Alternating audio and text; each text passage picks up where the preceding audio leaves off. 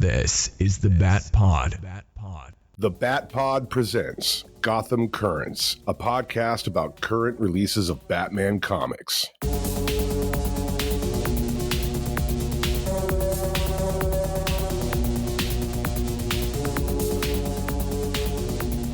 Welcome to this episode of Gotham Currents. My name is Bill Beer, and joining me tonight, John Coos. I haven't seen you in 24 hours. Wow, yeah. We gotta stop meeting like this. Did you miss me? Sure. Good. That makes one of us. Yes. So tonight we're gonna be discussing Absolute Batman number 3. And you're thinking, number 4 just came out on Infinite Ultra. Yeah. We missed number 3 for some reason. It got biased, so we're going to do number 3 this week. Next week, we'll catch up with Absolute Batman number 4. Their other Batman books are Batman 156 and Batman and Robin number 17. The Bat Pod is a spoiler podcast. Please read the comics we're reviewing so you can enjoy the show. So if you'd like to join the conversation or email us the podcast at thebatpod.com. We are on Blue Sky, Threads, Facebook. Just search the Bat Pod Podcast. Hey folks, I want to tell you about Magazines and Monsters, a podcast that's dedicated to comic books as well as classic horror and sci-fi films. This podcast channel contains a bunch of shows like the Bronze Age of Horror Comics, a podcast that's, well, it's about Bronze Age horror comics. There's also The Brave and the Bob, a show celebrating Volume 1 of The Brave and the Bold from DC Comics and all things Bob Haney. But hey, let's not forget the main show itself, Magazines and Monsters, which rotates between old-school horror and sci-fi films with a heavy emphasis on the British studios Hammer and Amicus.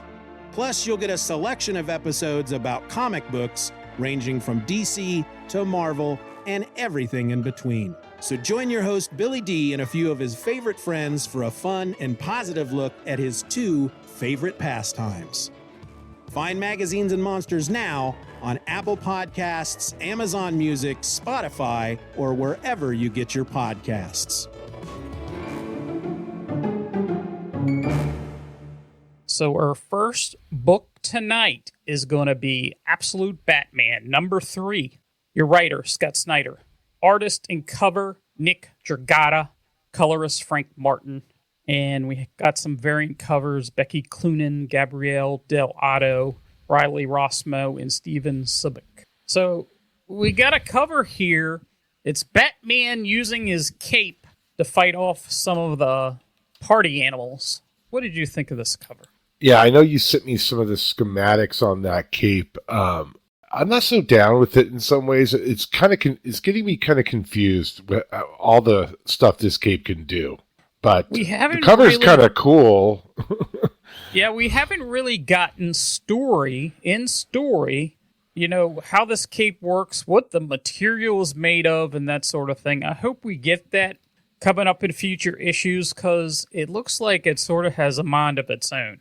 It sort of is like rubber bands or something that has like little hooks on the ends. It's that really the schematics that I showed you was on a variant cover that had been released. I mean, it showed pictures, but there wasn't a real general explanation of. But other than that, the cover's cool. Yes. So in a flashback, young Selina is being chased by young Bruce. Selina catches Bruce before he falls and tells him to have cat eyes, meaning he should enjoy the moment. In the present, Alfred and Batman are being chased by the party animals in a giant dump truck Batmobile. Alfred says he thinks that Roman Sionis is the Black Mass and the leader of the party animals. Batman changes to a smaller Batmobile while Alfred says he should stand down his attacks on the animals and let his organization take care of Black Mask. Batman ejects Alfred and drives his car underwater through a tunnel. In a flashback, we learn that Selina is a foster child on her 4th home. She then takes Bruce to the movie theater to see Zorro. Bruce meets up with Eddie, who has a robot that is super advanced and intelligent, who Eddie calls Al, but is thinking Riddle Man is a better name. Bruce asks the robot about the party animals' mass, and the robot says there are thousands of party animals across the globe. They get paid in black coin for crimes. Commissioner Harvey Bullock meets up with Mayor candidate Hamilton Hill with Roman Sionis, who wrestles and kills a former boxer while Bullock just watches. Roman tells Bullock he can provide him the necessary vehicles and equipment to take out the party animals and Batman. Harvey Dent tells Bruce that ARC are black sites that are prisons controlled by governments throughout the world. We also learned that ARC A was in Santa Presca, and ARC M is being planned in Gotham and will be the biggest yet. Bruce sees his mother, who breaks the news to him that she will now be joining Jim Gordon's as deputy mayor. Bullock endorses Hamilton Hill for mayor instead of Gordon. Our issue ends with Batman taking a deal from Black Mask. $200 million for Batman to stand down, and the Black Mask takes it easier on Gotham. So we have a lot to unpack here in this third issue. I've really been enjoying this book. It's no secret that I kind of gush about this book going into the third issue. They're still in this dump truck. What do you think of this Batmobile? It's bigger than life. I mean, I don't know. I mean, it's a little, it's strange. I mean, we don't get a sense of where Bruce really is getting his funding from, but like we talked about that. So I'm still hung up on how is he putting this stuff together without like a true base of operations. But I'll suspend my disbelief for a moment. But it's fine. I mean, it's just funny. It's weird. It's like a tank. Yes, it's like a big tank. It's kind of awesome. It's kind of awesome. Okay, I'll say it. Okay. But one thing I want to mention, the Absolute Batman, the Zoo Part 3 on the title page, and right. You just get a real quick, Gordon picking up Bruce after his father has been killed and running. That sort of scene has been happening throughout the title pages of all three issues. Yeah. I really enjoy seeing that type of thing. No, it's very well put together that there's story layers on top of stories. Like they're continuing that story, which is, the origin, modified origin. And then you kind of got the next one, which is the relationship with his friends and Selina. And then you have the present day, and it's really done really well. I dig it too. And the colors are different on each one, kind of, and the drawing's a little different on each one too. Yeah, for sure. It's like the flashbacks are a little, I don't want to say hazy, but they got a lot of reds in them in the background. Mm-hmm. The characters themselves are like in a blue hue to kind of purple. Yeah. No, and I'm loving this Alfred too. I'm loving this Alfred. This Alfred, as they're going in this tank, he sort of tells him, let us take care of it. Why don't you stand down? Let my organization take care of these guys. As they're being chased, they change over into sort of a Batmobile that we've seen, from the Dark Knight sort of thing, with a bat bowling ball that comes out, which I thought was pretty awesome, and it has the bat symbol on it. And then they come to a dead end there, and he basically ejects Alfred and goes underwater into a tunnel, and I guess he comes out in one of his caves or whatever you want to call it, underground. One thing I wanted to mention here, we noticed that these flashback scenes, Selina takes Bruce to see Zorro. Right. The significance of Zorro. Everybody who's read Batman knows the significance. They went to see Zorro the night that his parents were killed. In this continuity, the plan was, in the first issue, to go see Zorro the night that they were at the zoo. So it was a plan to go see Zorro. They never made it because father got killed. I don't know if at this point Bruce has seen the movie, but he's very uncomfortable, especially in this first scene with Selena. Did she know? I think she knows. Do you think she was trying to... He's trying to help him, sort of, okay, yeah. We're going to see this movie. You're going to sit through this movie. I know there's some trauma related to this, and we need to get past that. That's what I'm reading into it. I'm not saying interesting. Yeah. Well, maybe. I mean, if we can skip forward to the next time they're in the theater in this, and then all his friends are there too, right? Mm-hmm. And so maybe you're right. Like she's just really trying to make things normal for him or something, and be lighthearted. And and the mom's in the theater. Martha's in the theater too. Yes, in the very back. Yeah, I found that really kind of poignant and like emotional in a weird way. Like, do you think she knew?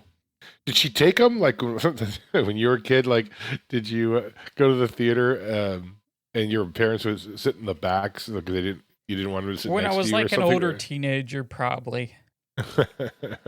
Yeah, when you're younger, you don't really care, but when you get to that certain age, middle school or whatever, adolescence and stuff. Yes, but yeah, no, I think I love that part of the story too. And so going back to the present, I like the Riddler character a lot. Yes, I do too. So what's he building here, or what does he have? Some kind of robot or android or something that's very smart. Yeah, I think we get some interesting things here. Some about the party animals. He's like connected to some kind of network, like the web or something. I'm not 100% sure, but we get some details about how the party animals work, and it's quite interesting. Yeah. Well, expound upon that. Well, first, he asks the robot. He asks how the party animal skulls work. And he says to Bruce, there's three functions. One, it completely masks the wearer's identity from all global or local deciphering means. Two, it creates a wallet for the wearer connected to a highly protected private network of cryptocurrency called the Black Coin. And the third, it provides objectives and targets for the wearer with different values, meaning arson, robbery, murder, and each has a different value in Black Coin for the wearer. It's like they're trying to create mass hysteria, They talk about a war in this book, and it's all related to this organization and these Arc M, which is coming to Gotham supposedly, and there are all these prisons that are... I don't know exactly where this is going and that sort of thing, but it sure is kind of interesting. Yeah. No, it's very interesting, and I still like the theme that his friends are good guys. Yes. And I guess we still haven't seen... Well, we saw the Joker in issue 1, right? Who's not very funny. Yeah, we saw somebody get off a plane at a private strip talking about the Joker. Yeah. So I know he will be coming, and I know another villain that will be coming soon. One of Batman's rogues that I don't think is a friend. We'll see how that works. I don't really want to spoil it here if you haven't heard, but he works with Harvey Dent, who's a lawyer, and he gives information from him. And Bruce is just obsessed with this mask, and his buddy Eddie tells him just destroy it and forget it. Now, there's another scene here which is very disturbing. We get Bullock, who has sided with Gordon, goes to meet Hamilton Hill, and he's going to meet Roman Sionis. He doesn't know he's head of the party animals, but he wears this mask to obscure his identity, which I would find a little odd. And then there's this former boxer that he's wrestling or fighting, and he's basically destroying this guy, and he looks like he, snuffed out this guy right in front of Bullock. And Bullock's like, all right, man, and he's had enough. Well, his eyes are bulging out. Mm-hmm. That dude doesn't look alive. Yeah, Bullock's not exactly a great fan of law enforcement to the nth degree, obviously. Right. He's Something's a little corrupt or going on something. there. This mask, though, it's we haven't talked about this mask very much. These helmets and stuff, like they're very strange. Yeah, they are. It's sort of like a bowling ball over a black mask skull type of thing, where it covers everything except the nose and the mouth. And as they said, it obscures everything, his total identity. You wouldn't have any idea of his facial features and that sort of thing. They are very odd, especially his. It's funny. I mean, things don't creep me out very much in comics, but every time I look at this guy, the Black Mask, he actually is kind of scary, creepy looking to me. This guy is, yes. Yeah. He's like super weird. strong, but he doesn't look super muscular, but he fights with so much rage that, his intent when he's fighting this guy, he's breaking limbs and everything else, and Bullock is just standing there watching. And you saw what he did in the first issue to, some of the mob bosses. He totally slaughtered them. And I know we come to find out here, as we go a little further, Bruce's mom is going to be the deputy mayor for Gordon. Gordon is running for mayor, and which has been a little dangerous because the party animals have been attacking them. And then we find out on TV, as Bruce finds out, that Bullock is standing behind Hamilton Hill as the new mayor. Now, are you familiar with the character Hamilton Hill? It rings a bell, but no. Yeah. His first appearance was Detective Comics 503 in 1981. He was created by Conway and Newton. And he runs and becomes mayor in Gotham City, and he's thrown in with the crime lord Rupert Thorne, and there's a bunch of stories with him in there. I find it funny because one particular story has Hamilton Hill trying to have Bullock killed. It doesn't work. He tries to have Bullock killed. He actually gets Gordon removed, but he shows up here. It's a different version of him, totally, obviously. But I always find that interesting to see the characters that are put in here that has ties to previous Batman issues. It's funny.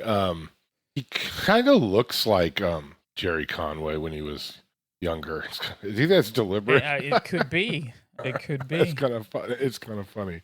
But no. I mean, what do you think about Batman's decision to take the money and sort of deal with Black Mask? Well, number one, do you think this is a setup? Batman is some kind of setting him Of course. Right. Is he really interested in the money?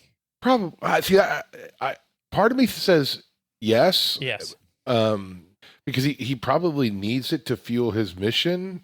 But obviously he's not going to roll over and just, he'll take down Black Mask eventually. But I found it interesting that he even played. I guess that's the creativity you could go with in the alternate universe. Right. And he has some kind of burner phone and he's talking to him on video. And I mean, the last words he says, "I'll take the deal."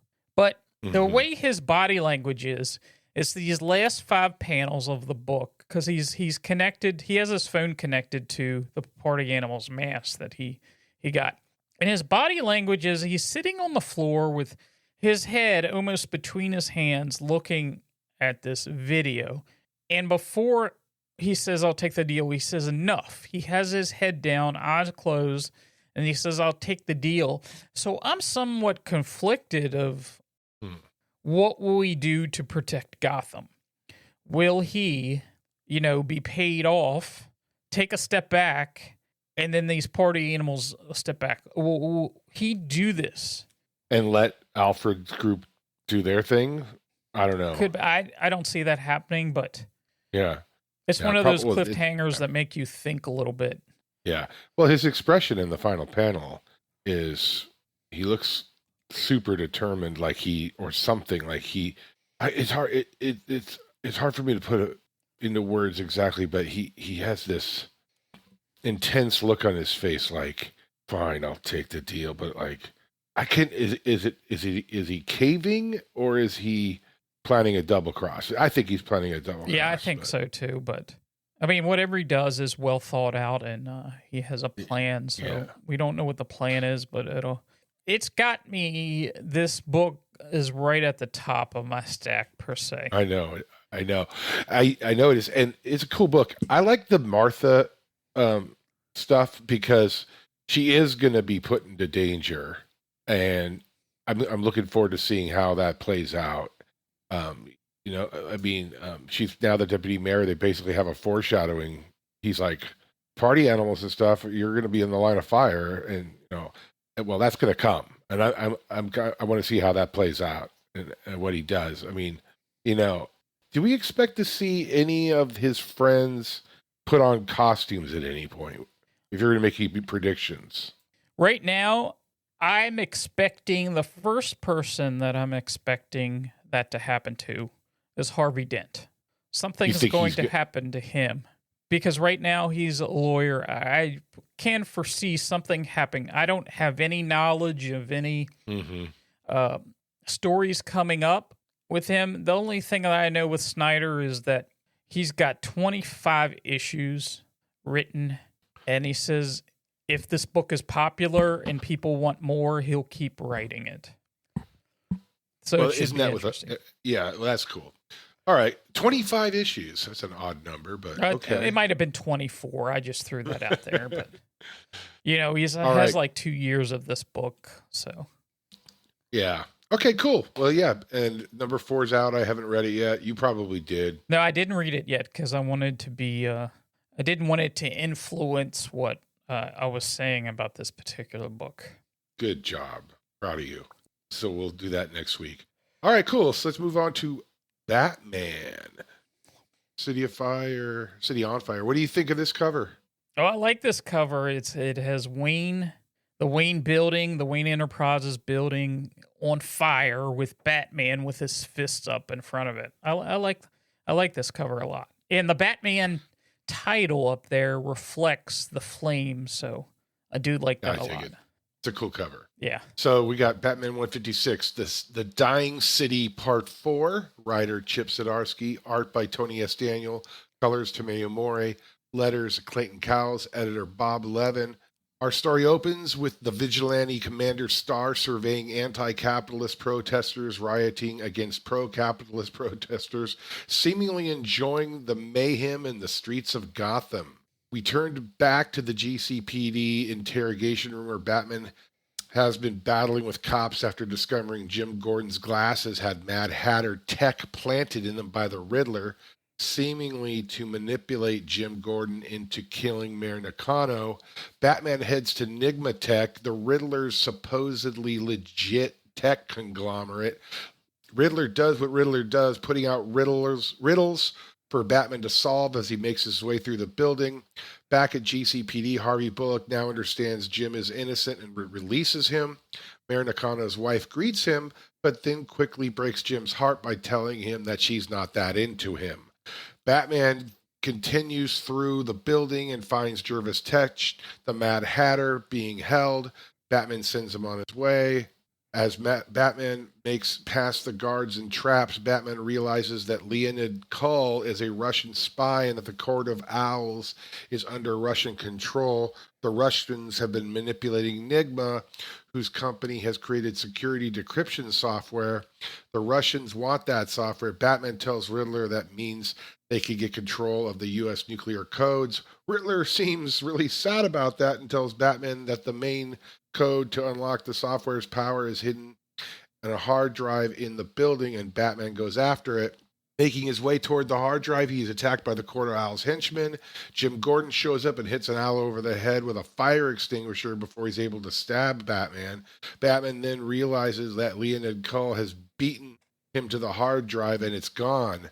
Batman heads after Kull while Gordon searches for Nigma equipped with Batman's utility belt. Jim finds him and proceeds to beat him senseless, pissed off that he was manipulated by the Riddler into killing the mayor. The Riddler's bodyguard, Rhonda, shows up, but Jim disables her and tries to get the Riddler out of the building before a bomb goes off, presumably set by Leonid Cull. As Batman races to find Cull before he takes off for Russia, he realizes that one of the Riddler's clues tells him who Commander Starr really is, the KG Beast. And that's where our cliffhanger is.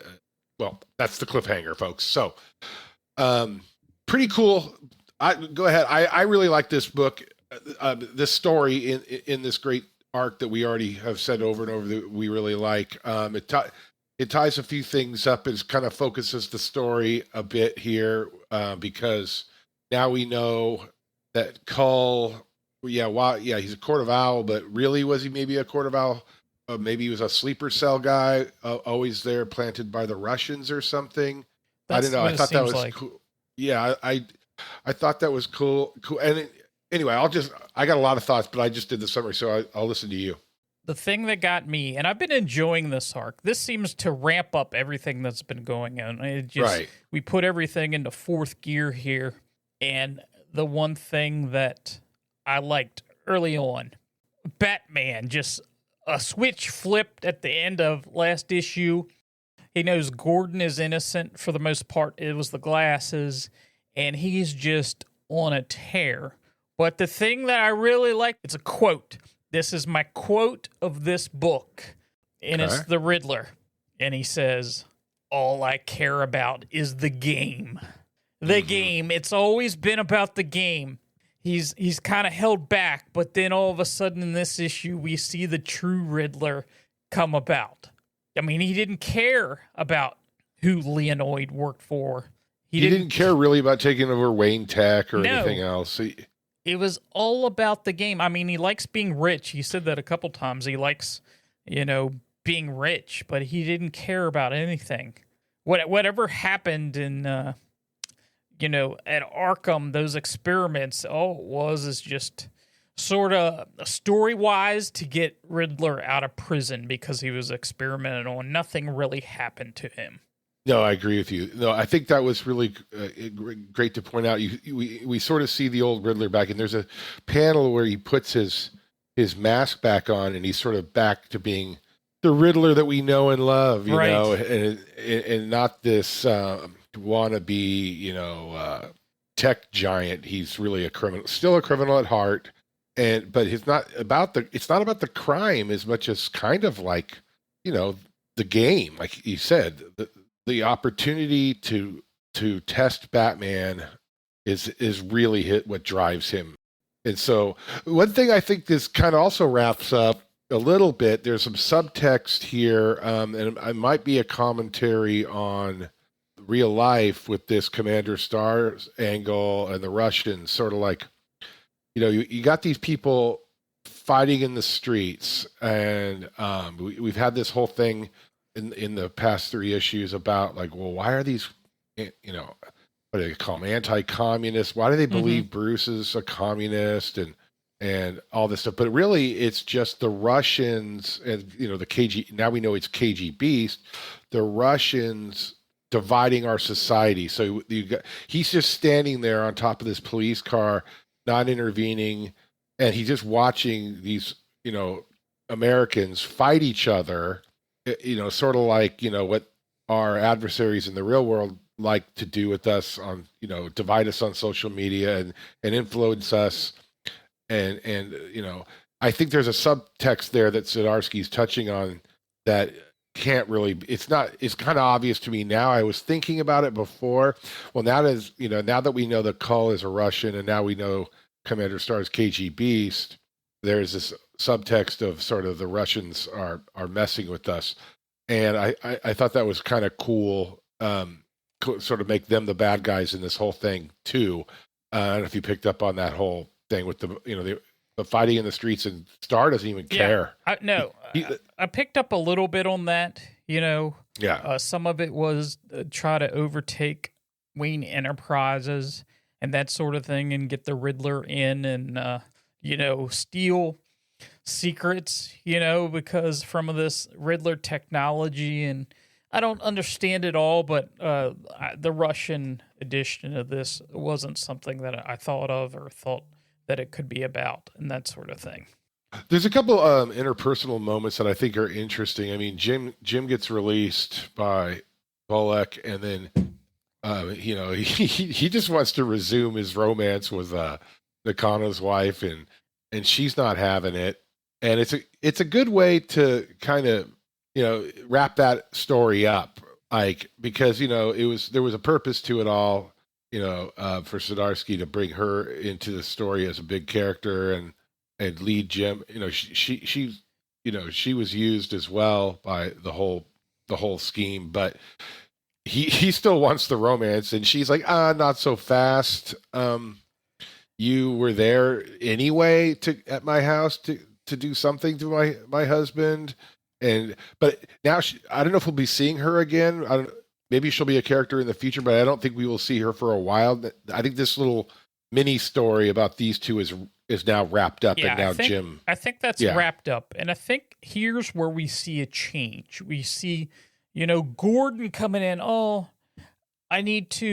this is what I need. This is what I wanted, and now everything's fine, and everybody will be hunky dory and everything. And she's like, "You still went to see him, filled with anger about not being the commissioner. My son has no father, and you smile." And I think after this, she says this isn't about you. And I think after this, he sort of comes to his senses a little bit, because this is him acting out whatever grief he has about losing the commissioner job and that sort of thing. And he kind of jumps out of this, because the next scene that we see him in, he translates into Commissioner Gordon mode. I think you're absolutely right. I think he snaps out of it. Mm-hmm. I think he snaps out of this whole whatever's funk he was in over his lot in life or whatever, and like maybe kind of like, what was I thinking? This woman's 30 years younger than me or more, whatever else. Now, fast forward through the book a little bit. There's another, I don't know if this is a wrap up or not. I kind of hope it is, because the Wayne Tech's CEO that's been secretly working for the Riddler, she kind of has this moment too, where like, Bruce, I think this is my fault. And stuff. And he kind of lets her off the hook. He's too busy. He's in Batman mode. But I don't know she should be fired after this. Oh, she should definitely be fired. She's gone. She's gone. She doesn't have to worry about having a job again. Yeah. Of the minor characters in this story, I kind of had to look past like her true motives. I never really believed that she would betray Bruce for the greater good of Wayne Tech that much, but I just kind of looked past it because it was a vehicle for the story to move along. But I kind of hope she, like the mayor's wife, is kind of now kind of like going to fade into the background. But I don't know. I don't know what you thought of that, because like, I thought this, before you answer that, like this, Bruce, I think this is my fault. It's like, well, part of it, and why are you coming to this realization now? I don't know. It's just that didn't work entirely for me, and I hope that she's fired and gone. I'm not a big think fan. She's fired and gone, and there's no reason to hear from her again because we have one more issue, and then Chip Zdarsky is done with his run on this book. So I don't think we'll see Nakano's wife immediately, and I don't think we'll see her at all. The thing that I really loved here is, Batman, he's running out, he's broke out of the police station, and he's headed to the Riddler's building. And out of a video game, we see the question mark with an arrow pointed down to the entrance.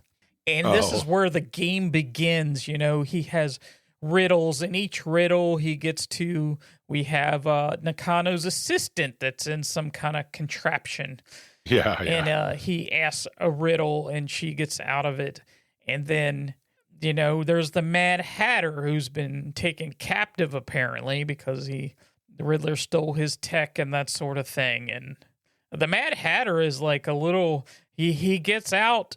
He gets out in here and he says, "My hats." He only cares about his tech, basically. I know.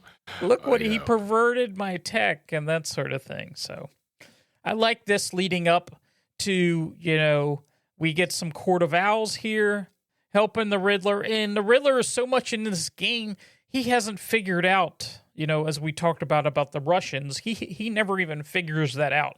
And Batman's like puts the clues together pretty quickly here because the Riddler is like giving him clues of everything.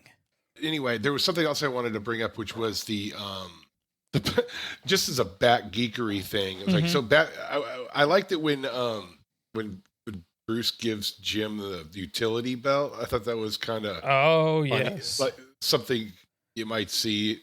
I don't know, maybe in the copper age. I thought it was but practically speaking, like when he throws these smoke bombs or whatever he throws, or little, I don't know if they were concussion grenades, and he throws these little batarangs into this Rhonda gal. Like, how does he know what's in each pouch? That maybe I'm geeking out too much. I don't know, but it's a great scene. He hands over that utility belt. Gordon has this sly smile on his face. You can't really see it behind his mustache, and he's back.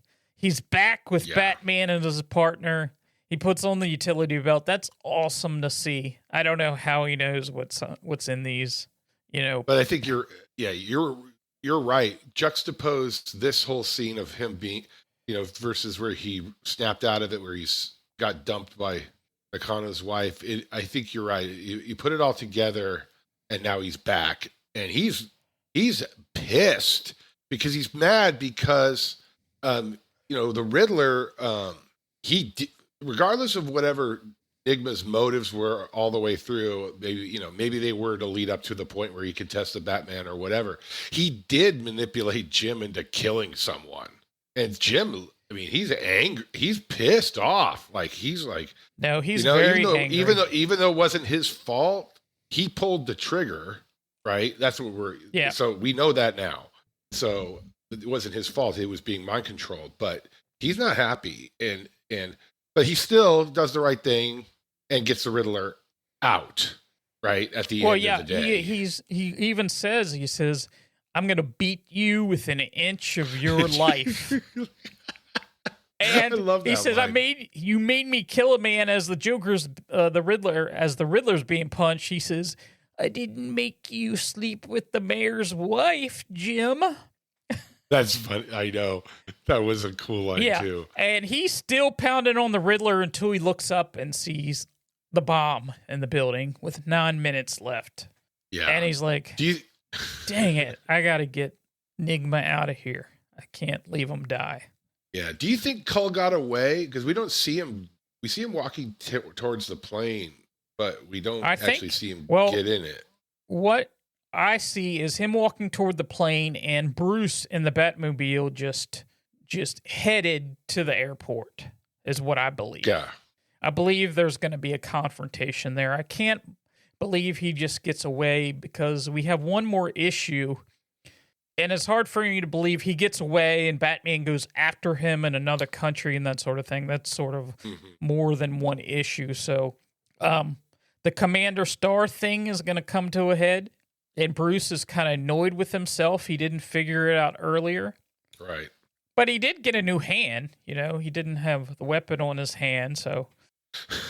Fair point. But Speaking of hands, glad you brought it up. We talked it was in Zdarsky's run that Batman had a mechanical hand, right? And he had that little purple glove over it, right? That is true. And you predicted that they just. This is like I go back to the episode. You predicted maybe they'll just not talk about it and they'll forget about it. Well, they haven't talked about it. They haven't shown it. They haven't said, "Oh God, my mechanical hand's not working right." They haven't talked. It hasn't come up at all, and it's the same writer. Which I find funny. That is a little odd. I mean, they made such a big deal of it. I mean, he even went is when he was on another Earth, and he kind of went through the multiverse and he landed in the Dark Knight Returns universe. And that Batman gave him that hand. And they made a particular point of seeing some of these Batman. We even saw, the Michael Keaton Batman in that little trip he made. And it was sort of that reason, but I didn't think it would stick. In the New 52, if you remember, Alfred lost his hand, but after that, it was never mentioned again. It was never mentioned or never shown or anything ever again. And I just had a feeling that this was not going to be something that sticks because you don't see anything. The biggest thing that I noticed about Batman in this particular run compared to, let's say, Detective, for instance, where it looks like he's slowing down over there, you don't feel that he's slowing down at all here. You're right. It doesn't feel that way at all. All right, so yeah, we got Chip Zdarsky. He had a long run. He has had a long run. We don't have to do a big massive recap of it because it has.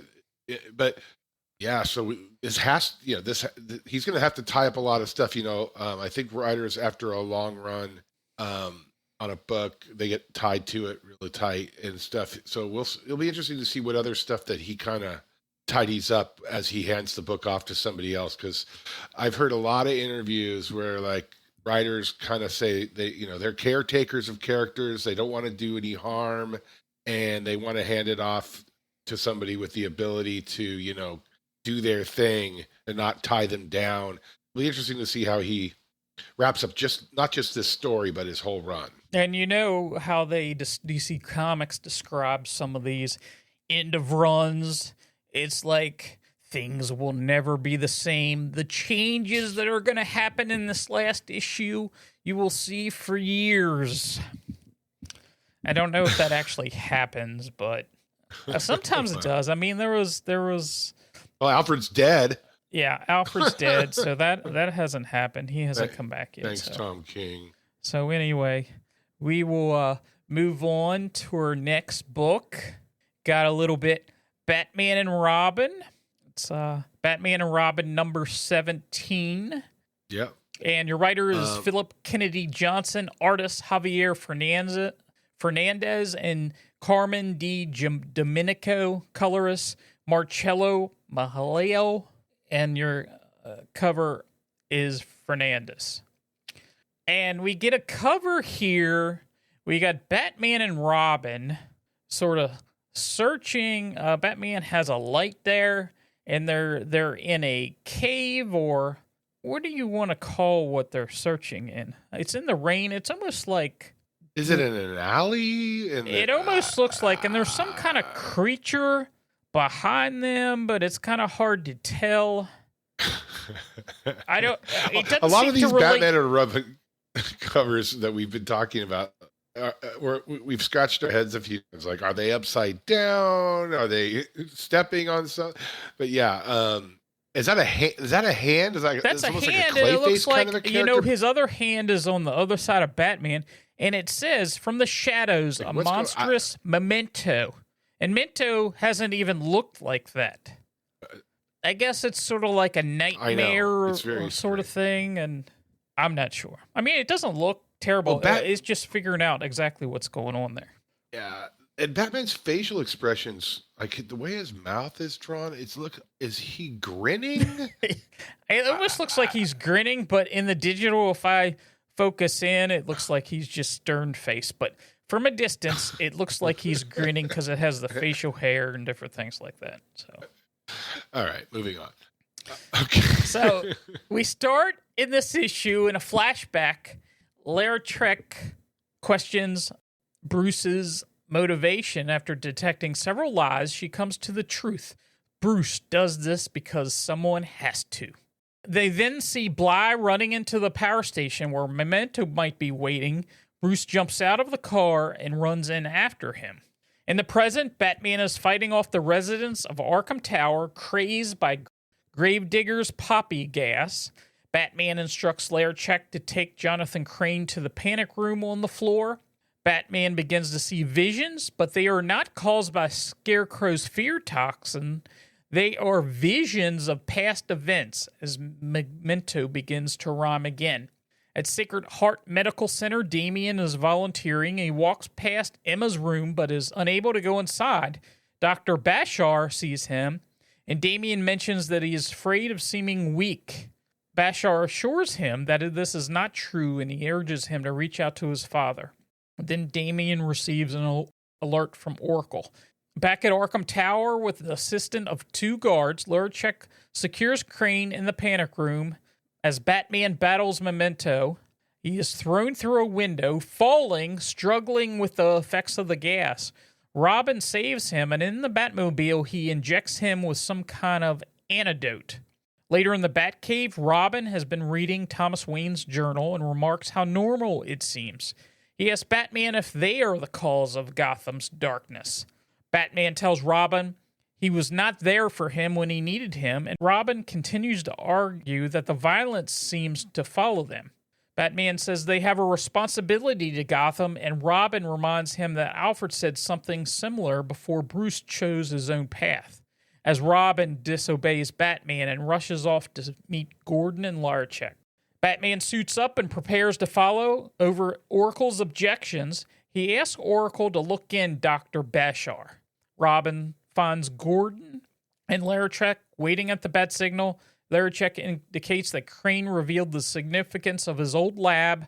Robin offers to take them there, but Lurchek is skeptical about a child watching Batman's back. Robin notes that someone has to. The phrase rings a bell for Lurchek. Oracle continues to tell Batman he is not capable of handling this situation and the conditioning in. He disagrees as the Red Hood arrives to help as our issue ends. So, another issue of Batman and Robin. I know you have not been 100% on this book.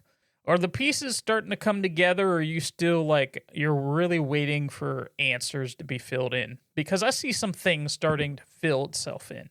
Oh, I definitely see things being tied together. I still, I'm not a fan of the Memento character, of the Maury, that whole piece, but in some ways, could that all be just, I don't know. It's almost a figment of his imagination. Because he never actually battles this character. This character just shows up and things happen. That's fair. They want you to think, I know at the beginning of this arc, that this is some kind of supernatural thing, and I don't think that's true. There's a lot going in here. We've seen a lot of change with Damian. Some of it happened because he couldn't save the girl. She got injured, and he has some guilt to that. But I think him volunteering at the hospital and that sort of thing, sort of this Dr. Bashar has something to do with this. Could he be behind this whole Memento thing? It's possible, but something is going on there. Let's go back to the start, because so it's funny. I have mixed feelings about the book, but there's certain aspects of the book I like a lot. Which is funny because there's other parts that are just kind of like whatever, like this Memento character and everything else. But so if you go back to the very beginning, sort of that sort of different hue for the flashback in London when he's playing this character named Jack. This book's weird to me because sometimes things look really cool and sometimes they just seem like there's out of proportion. Like when they're sitting in the front seat of this car and I think she's driving because it's in London, so she's on the other side. But she looks massive compared to him, out of proportion to me, unless he's supposed to be way younger. I don't know. It's just, there's little things like that. But I did like the scene and how he rushes in and he's obvious, and she can tell that he's lying, which is interesting. She's on to him, that whatever his answers are about, why he's doing what he's doing and stuff is she could just see, she sees right through him. And so I read that immediately as, okay, she's gonna see right through Batman or put 2 and 2 together at some point, which kind of happens towards the end. Yeah. And already. So that's fine. I liked it. I like that part. The stuff about the Batman getting the fear toxin this time around, kind of seeing historical events. I guess that's kind of neat because this character Memento is sort of a historical type character, but it doesn't seem to have that much relevance to the story. But the scenes in the hospital I think are really cool. And I was wondering, where are we going to see Emma again? Because we've only seen her since the party when the chandelier almost fell on her in Damian's sort of memories and flashbacks. Now we see her. She's fine. She's recovering. He's there. He still has this guilt. She doesn't know he's there, I guess, because he stopped short of out of her room, I think, with delivering towels or whatever he's got. One thing that's interesting about the way this is drawn, because as opposed to what we talked about in Detective, he once again looks very like a very almost preteen maybe, or younger than he does in Detective. Remember we talked about like how old is Damian supposed to be? Is he supposed to be 15 or is he supposed to be 12? Yeah. But in this one, he looks young and he acts young, and I like that. I like the Damian stuff in this book more than anything else that Damian's in right now for the last number of years. I like the way Damian is. Yeah, Damian has gone through a sort of crisis of conscience here, and he's kind of confidence. Yes, and conscience, both. Yeah. Yes, not trusting. What Bruce. not trusting Bruce, not trusting what they're doing, and it has a lot to do with this girl, but this Dr. Bashar, which we haven't seen a lot. Yeah, he was at the party. He seemed like at the party he was just kind of window dressing, but now he's sort of seeming more important. And the one thing that I brought up about Memento and him not actually fighting, the thing that we do see is Batman throw a couple batarangs at him, but he looks humongous. Is that because of the fear toxin? It's possible. And that's when he does look humongous. Yeah, and that's when he gets sent through something, and then we get this page, which is hard to describe. I described it as he gets knocked through a window, but Memento looks like this being with like 7 heads that are merged into one. He has a main head with that white mask, but all these other faces are kind of merged into this body, and I don't know what this represents. It kind of makes it feel as that on that 2-page panel, it makes me feel like I don't know really what's happening there. I feel like Bruce, I don't really know what's happening. Yeah, I think that's all toxin stuff. Yeah. So it probably in his head, but when he kind of falls to the ground and he's messed up, it's weird. Like I have these weird mixed feelings about how things are drawn in this and stuff. Like in the scene, and this is one page that's all chaotic where he's falling and then he's on the ground. And then Damian is on a rope. It looks cool, but it because even though it's anime-ish or weird, like almost Teen Titans Go-ish looking, it's kind of it works, but like it's like they flip back and forth between styles. Like the page where they're in the Batmobile where he's got the hypodermic needle, he's preparing to I guess give Bruce some kind of a serum or whatever. And then do you see the way Damian's drawn? He's like drawn differently than everybody else. Isn't that kind of like weird? Like I don't know if you picked up on that, the giant goggles and stuff. But and then they have this scene, and I think it's really cool because he's like, I mean, on the one hand, this isn't original. Where this whole notion Damian comes up with is Gotham dangerous because you're here? That's not the first time anybody's ever brought that up, right? Right. Which I kind of felt was all right. That wasn't super creative and stuff, but it did fit with the story though, because he's reading this Thomas Wayne journal and he's kind of feeling like, well, wouldn't it have been cool to be you when you were a kid almost, because you were before your parents got killed. Like Damian has never had a normal life, and this might be original. It's foreign to him. Yeah, this is the first time Damian's ever contemplated whether or not he's being raised by the League of Assassins and then and then being adopted by his father, Bruce Wayne, the Batman, isn't normal.